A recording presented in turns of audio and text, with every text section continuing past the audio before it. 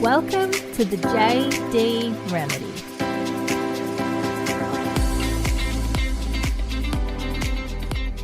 What's up, guys? Welcome back to another episode of the JD Remedy. Thank you so much for tuning in this week. I never know what to say after my introduction. Okay. In a good way. Again, I'm busy. I'm hustling. I feel motivated. I feel excited. Hustling on my own terms, by the way.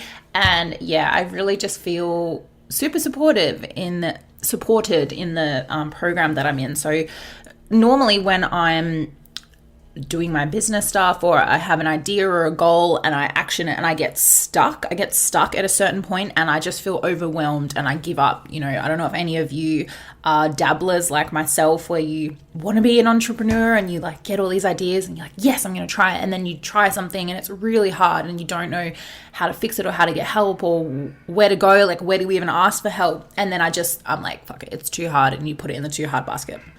So yeah, that's been super fun. And as always, my neighbors just are so selfish and they go about their own lives without consulting me. So yeah, rudely they're mowing their lawn. So, I mean,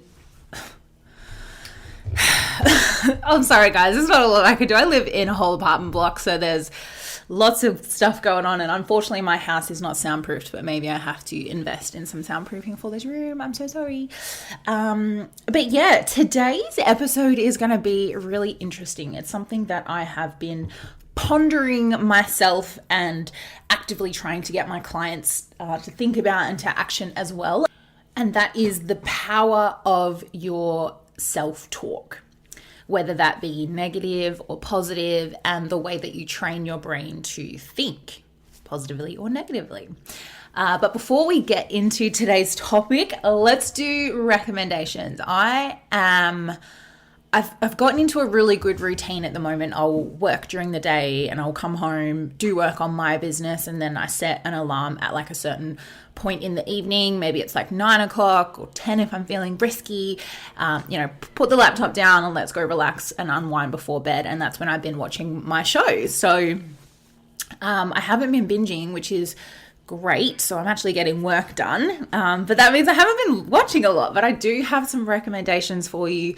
If you are a true crime lover like myself, I have talked about so much of that on this podcast. I found a random show on Binge. I need to be sponsored by these guys, honestly. Yeah, I actually went to the casino on the weekend to celebrate my partner graduating from his personal training course. And I had an espresso martini and I couldn't sleep. So naturally, all I want to do when I can't sleep is binge watch Netflix.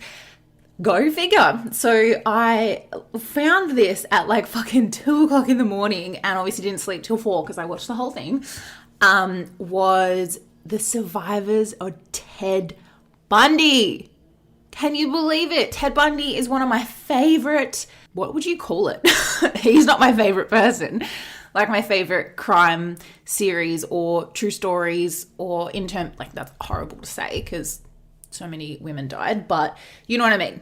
Like one of the most interesting cases, there you go, cases being plural, that I follow. So the fact that I found this, I was like, holy shit, I thought I had watched everything I possibly could on Ted Bundy. I actually think this is brand new. It's just come out on Binge, but it's a super interesting perspective of all of the people that survived Ted Bundy's attacks, or people that came into close contact with him and like had a gut instinct and got out, like either ran away or said no or missed him by like the slightest bit. So it was super interesting to hear from people that had survived, because we know such gory details about how he murdered these poor women. It was just interesting to hear, especially 2 of them that were like close to death. That's how he obviously attacked them, but they survived miraculously. And just to hear their recounts of the whole thing that happened with him, like from when he pick them up from wherever he did, or in some cases he just entered their room while they were asleep, and just the horrible details. Like, we know all of that stuff happened. We know that he did this to these women, but just to hear it from the survivor, and it was just so sad, and they just are so traumatized still from this happened in the 70s. So it's just awful to hear about it again. But I mean, I hope it helps them telling their story. Like, I don't know. I've obviously never been in that situation, but I wonder, like, does it help bring some sort of peace of mind that you're telling your story? Because one of the girls that was assaulted, like, brutally, she was raped multiple times in a park, and he would, like, strangle her to the point where she would lose consciousness, and then he would bring her back to conscious just to beat her up again and, like, rape her and, like, kill her all over again. And she was a Mormon, and obviously she was going on about how she had really, really strict religious beliefs, and the culture is just that you're pure. Like, if you lose your virginity, then you're no longer good, and you're no longer pure, you're no longer a woman. It's like God shuns you, or whatever they believed in. So she just held this massive guilt for being raped. Like, it was just awful. She said, I never told anyone for like 30, 40 years because I just was so ashamed that I had that happen to me. And I just can't imagine. Like, that is just awful. The fact that that happened to you, that wasn't your decision, and, you know, your innocence was taken away from you. And yeah, she said it obviously destroyed her for her whole life. But that was really, really sad to hear. But just, and then, like, they go into detail about the sorority house that he broke into and killed two. I think he killed 3 girls, and then, like, the other 2 survived, but barely. And what's infuriating about that part is he escaped from prison. Like, he had already been arrested for all of these crimes, and then he escaped from prison and he went on this murdering rampage. I think he obviously assumed that he only had a certain amount of time left before he'd be caught again. So he's like, let's kill as many people as I can. So these people died when he was supposed to be in jail. And obviously, again, we knew this. Like, I've watched the Ted Bundy tapes, which is probably one of the best documentaries I've ever seen. And just to hear it from their point of view was awful. So highly, highly recommend watching that. It's only, I think it's 4 episodes. Like, it's a short docu-series, so you watch it. But yeah, it's pretty gruesome. They give trigger warnings before each episode, but highly recommend if you're into true crime and the Ted Bundy stuff. So head over to binge. It's called just The Survivors of Ted Bundy, I think. So yeah. Groovy like a drive-in movie. Okay, so today's episode, I want to get into the power of focus, your self-talk, and just the effect that has on your overall emotions, and you have control over it, whether you believe it or not. And I often talk about on this podcast that, you know, what happens to us in the ages of 0 to 5 or 0 to 7, depending on who you talk to. That's where we imprint or latch on to our core beliefs, our values. What we experience, what we see, what we hear is who we become. And it really makes up who we are as a person by that age. But that's not to say that we can't change that. We can't retrain the brain and reconnect those neural pathways to think differently, to act differently, to behave differently. It's doable. It's probably harder if you were brought up in an environment that was very toxic or negative or dangerous even, especially in those really young ages. Yes, it's a little trickier, but you can do it. It obviously takes a lot of work. There's a lot of trauma to unravel there, but it happens. And it's good to understand that everything we do is a pattern. We unconsciously think this is the way things go. If you had to listen to my how to get out of a toxic relationship a couple of episodes ago, I would have talked about how the reason that we think we attract these type of partners or negative or toxic partners is because that's the way that our brain has trained us to believe that that is okay and that's normal and that's what we're worthy of, right? It's the same thing with negative self-talk. So when I say negative self-talk, it's more along the lines of, it could be something that you think about yourself. It could be feelings of unworthiness, or you not actually attempting to strive toward anything because you are afraid of failure, or you don't believe that you're worthy of success, or you never, perhaps you always get cold feet when you're dating someone because you always pull out early enough so that they can't hurt you, or you can't be cheated on, or you can't be abandoned because you've done it first, right? It's if you are these type of women that find yourself doing these type of things, like that's self-destructive behavior, right? Self-sabotaging behavior. And the negative self-talk is, it's more so a question. So if I can ask you in that sense, is there a question that you always ask yourself? And then is it negative or positive? So you could say, why does this always happen to me? Why do I always end up in this situation? Why am I always getting cheated on? Why do I always attract red flags? Or why can't I seem to get ahead in life? Or it's the why or how questions, and they're asked in a negative frame. But the thing about that is, you're asking your brain a question. Your brain is going to want to find the answer. So if you're sitting there going, why can I never get ahead? Or why am I, how do I word this? What kind of questions are you asking yourself daily? Are they negative or are they positive? Your brain will find the answer to the questions you're asking. So if you're constantly asking yourself negative questions every day, your brain is in that negative mindset all day. It's because you're a piece of shit. It's because that person cheated on you 10 years ago. It's because of this. It's because of that.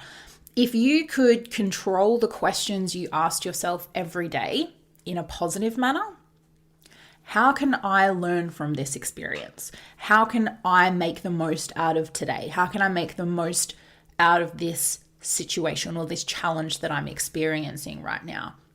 What skills can I learn to be more confident in this situation moving forward? Like, you see what I mean, where you can be in a challenging or a quote unquote negative situation, but if you just have control of the way that you approach things, the way that you ask yourself questions, and the way that you think about yourself, you're training your brain to think positively. You're training your brain to be optimistic and to find the positive things. Whereas if you ask it to start thinking negatively, you're going to get negative outcomes. You're going to get negative emotions. You don't go, what can I learn from this experience? And your brain goes, you're a piece of shit. If you go, why did I fail at this? Your brain might go, you're a piece of shit, to the extreme. But if you ask it positive things, it will teach you positive things. It will find the answer in a positive way. It'll give you more lessons. It'll give you more skills and knowledge to think positively and to progress and to grow. So you have to be in control of the types of questions that you ask yourself. And remember, they need to be positive or negative. Another way to think about perhaps positive or negative and what tends to send our mindset into a spiral is what is in your control and what is out of your control. So I know it's quite tough sometimes when we're in the heat of something, or something super challenging is going on, or you feel overwhelmed, or you feel stuck and really down on yourself and in this negative spiral. Is we need to focus on what we can control. So 3 questions that you could probably ask yourself when you're in this overwhelmed, kind of lost mentality is, what's happening? What does it mean to me? And what am I going to do about it? So it kind of breaks it down and it stops you spiraling. You know, perhaps, especially if you've just been cheated on, like, I am a huge advocate for just feeling whatever you need to feel. Like, emotions are good. It's good to release. It's good to mourn. It's good to be sad. Like, emotions are super, super powerful, but we are absolutely in control of how we use those emotions. And what I actually talk about in my course with my girls is there's no such thing as a negative or a positive emotions. It's just how you use them. Are they an influential emotion for you, or are they constricting emotion for you? And it's whether they're helping you or holding you back.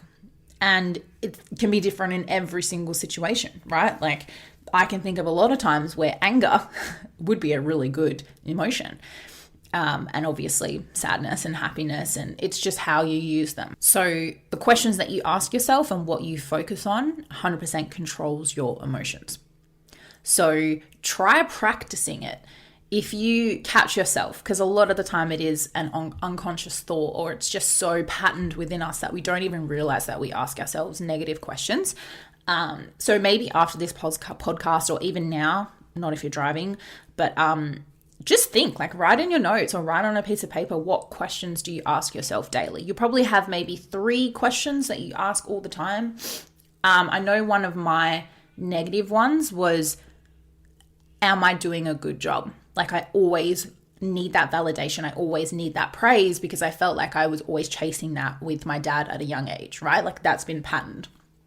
So me asking that, me asking my brain, am I doing a good job? And always seeking that validation at work, in a conversation I've had with a friend, like always chasing that validation can be fucking exhausting. Like, I never feel like I've done enough, or I never feel like I'm good enough, because my brain is always asking that question, right? So it's how can you turn that into a positive where you're reinforcing for yourself that you've done a good job, or you are worth it, or you are loved, or whatever it is for you. A positive one that I ask all the time subconsciously is, how can I help this person? That's a super positive question. And I ask it myself all the time. Like, every time I see something happening, or a conversation, or a friend, like my immediate go-to is, what can I say to help them? What can I do to help them? So think about what kind of questions you're asking yourself. Maybe they may be extreme, like, why am I such a failure? Or why does no one love me? You know, that's a really upsetting question, but we ask ourselves all the time, why does no one love me? It's like, how can you spin this positively? It might be something like, what can I do to find better quality men? Because then you're saying, you know that you want better, you know that you deserve better quality men. There are better quality men out there, and you're putting some ownership to be like, cool, like, I know I'm worth that. Where can I find them?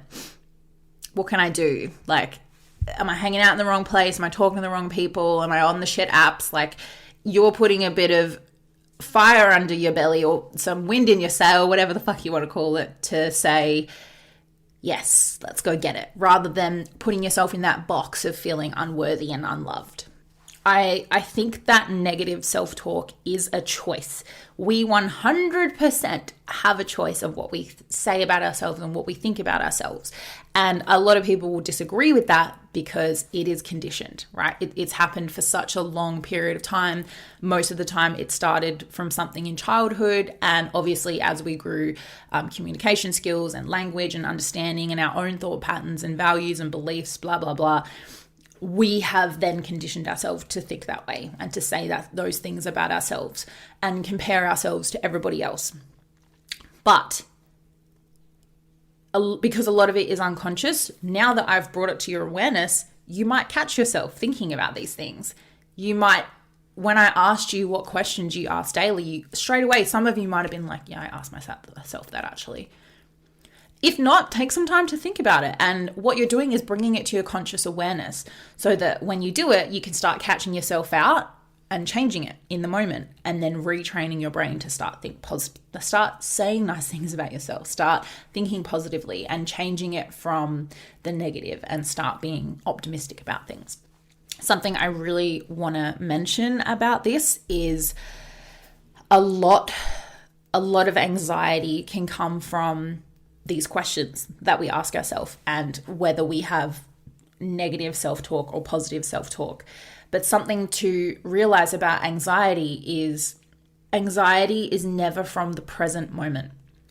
Anxiety is because you're either thinking about something that has already happened in the past, or you're worrying about something that hasn't happened yet or may not happen in the future.